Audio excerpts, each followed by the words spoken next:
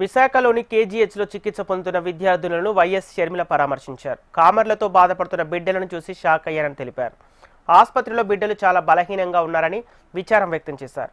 పార్వతీపురం మన్యం జిల్లాలో హాస్టళ్లలో వసతులు చాలా దారుణంగా ఉన్నాయని, పిల్లల సంక్షేమాన్ని ఎవరూ పట్టించుకోవటం లేదని షర్మిల మండిపడ్డారు. బాలికల తల్లిదండ్రులకు ప్రభుత్వం ఏమీ సమాధానం చెబుతుందని ప్రశ్నించారు. చంద్రబాబు దళితవాడలో పెట్టాల్సిన శ్రద్ధ పెట్టడం లేదని ఆరోపించారు. 2047 స్వర్ణాంధ్ర మిషన్ అని చంద్రబాబు పెద్ద పెద్ద మాటలు మాట్లాడుతున్నారని తెలిపారు. 2047పై ఫోకస్ పెట్టడం కాదు, ఇప్పుడు ఈ బిడ్డల పరిస్థితిపై ఫోకస్ పెట్టాలని కోరారు. 2 సంవత్సరాలలో రాష్ట్రంలోని అన్ని హాస్టల్స్ను మెరుగుపరచకపోవడం అయితే కాంగ్రెస్ పార్టీ ఉద్యమం చేస్తుందని అన్నారు షర్మిల.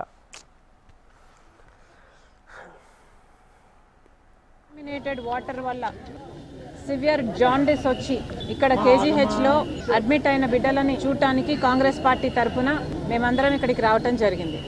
ఇది ఎంత షాకింగ్గా ఉంది అంటే, లోపలికి వెళ్ళి ఆ బిడ్డలను చూస్తే చాలా ఆశ్చర్యంగాను చాలా షాకింగ్గాను ఉంది. ఎందుకు చెప్తున్నామంటే, ఇక్కడికి ఎందుకు వస్తున్నామో మాకు తెలుసు, విషయం ఏమిటో మాకు తెలుసు.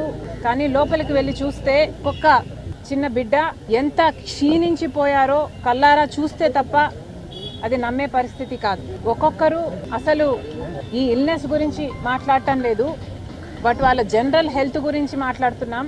ఒక్కొక్కరు ఎంత మాల్ న్యూట్రిషన్గా ఉన్నారంటే, ఒక్కొక్కరి చెయ్యి ఏ సొమాలియాలోనో ఉన్న బిడ్డల పరిస్థితి ఎలా ఉంటుందో ఇక్కడ కూడా ఇంతింత ఉన్నాయి వాళ్ళ చెయ్యి సైజు.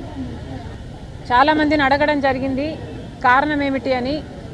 అక్కడ తిండి ఎలా ఉంది అని అడిగితే చాలామంది తిండి బాగోలేదు అని చెప్పడం జరిగింది. చాలామంది అసలు ఉడకకముందే దించేస్తారు అని చెప్పడం జరిగింది. కనీసం నీళ్ళు కూడా సరిగ్గా ఉండవు. స్నానం చేయాలి అంటే 5 గంటలకు లేచి చేయాలి.